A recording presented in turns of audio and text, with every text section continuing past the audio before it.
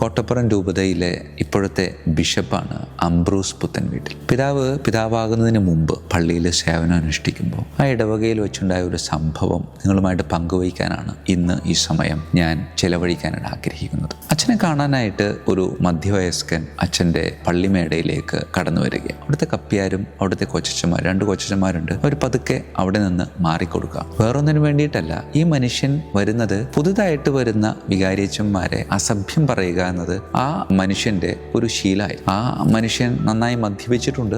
അത് ആ ഇടവകയിലേക്ക് കടന്നു വരുന്ന എല്ലാ വികാരിയച്ചന്മാർക്കും ഈ മധ്യവയസ്കൻ കൊടുക്കുന്ന ഒരു സമ്മാനമാണ്. ഈ മധ്യവയസ്കൻ വരുമ്പോൾ അത് വികാരിച്ചന്മാർക്ക് വേണ്ടിയിട്ട് മാത്രമല്ല, കൊച്ചന്മാർക്ക് വേണ്ടിയിട്ടും ആ മധ്യവയസ്കൻ അത് കൊടുക്കാറുണ്ട്. അപ്പോൾ ഈ കൊച്ചന്മാർക്ക് ഇത് നേരത്തെ കിട്ടിയതുകൊണ്ട് അത് വികാരിയച്ചൻ ഒറ്റക്കെടുത്തോട്ടെ എന്ന് വിചാരിച്ചുകൊണ്ട് ഈ കൊച്ചന്മാർ അവിടെ നിന്ന് മാറിക്കൊടുത്തു. വികാരിയച്ഛൻ്റെ അടുത്തേക്ക് ഈ മധ്യവയസ്കൻ കടന്നു വരിക. നല്ല പറ്റുണ്ട്. മധ്യവയസ്കൻ പള്ളിമേടയുടെ വാതിൽ കയറി അകത്തേക്ക് പ്രവേശിച്ചപ്പോൾ ഈ അംബ്രോസ് പിതാവ് എഴുന്നേറ്റ് ഈ മനുഷ്യന് സ്തുതി കൊടുക്കാം. യേശുമിശിഹായ്ക്ക് സ്തുതിയായിരിക്കട്ടെ. ഈ മനുഷ്യൻ പെട്ടെന്ന് ഇങ്ങനെ പിന്നിലേക്ക് തിരിഞ്ഞു നോക്കി. എൻ്റെ പിന്നിൽ ആരുമില്ല, അപ്പൊ സ്തുതി എനിക്ക് തന്നെയാണ്. ആ മനുഷ്യൻ പെട്ടെന്ന് കൈകൂപ്പി എന്നിട്ട് അംബ്രോസ് അച്ഛൻ നിൽക്കുന്ന മേശയുടെ അരികിലേക്ക് വന്നു. ആളോട് പറഞ്ഞു ഇരിക്കാൻ പറഞ്ഞു. ആ മനുഷ്യൻ അവിടെ ഇരിക്കുകയാണ്. അംബ്രോസ് അച്ഛൻ ആ മനുഷ്യനോട് ചോദിച്ചു, എന്ത് പറ്റി ചേട്ടാ, എന്താ വേണ്ടേ? പ്രിയമുള്ളവരെ, ആ മനുഷ്യനോട് എനിക്ക് തോന്നുന്നത് ഇതുവരെ ആരും അതുപോലെ പെരുമാറിയിട്ടില്ലെന്ന്. ഒരു സ്തുതി കൊടുത്ത് ആനയിച്ച് ആ മനുഷ്യനെ അവിടെ ഇരുത്തിയപ്പോൾ ആ മനുഷ്യൻ പറയാൻ വന്ന തെറിയൊക്കെ വിഴുങ്ങിക്കളഞ്ഞു എന്നാ പറയുന്നത്. എന്തൊക്കെയോ ആ മനുഷ്യൻ പറഞ്ഞു. പോകാൻ നേരം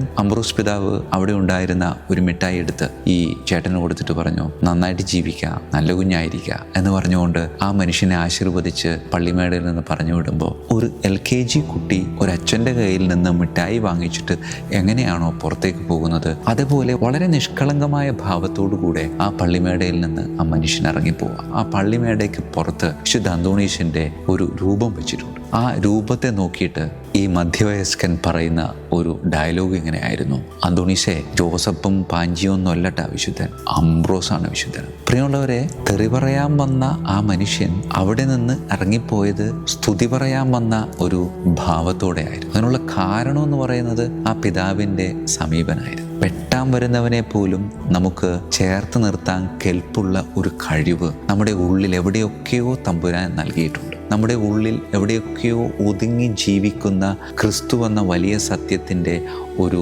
ബാഹ്യ പ്രകടനമാണ്. ഈശോ നമ്മുടെ ഉള്ളിൽ എവിടെയൊക്കെയോ ഉണ്ട്. പക്ഷെ അതിങ്ങനെ ബന്ധനാവസ്ഥയിലാണെന്നാണ് പറയുന്നത്. അവനെ ഒന്ന് അഴിച്ചുവിടാനായിട്ട് പറ്റിയാൽ അവൻ ഇഷ്ടമുള്ള രീതിയിൽ നമ്മളുടെ ശരീരത്തെയും മനസ്സിനെയും വാക്കിനെയും ഒക്കെ ഉപയോഗിക്കുമെന്നാണ് പറയുന്നത്. അങ്ങനെ ഉപയോഗിക്കുമ്പോൾ തെറി പറയാൻ വരുന്നവൻ പോലും സ്തുതി പറഞ്ഞിട്ട് പോകുന്ന ഒരു അനുഭവം നമുക്ക് ആസ്വദിക്കാൻ പറ്റും.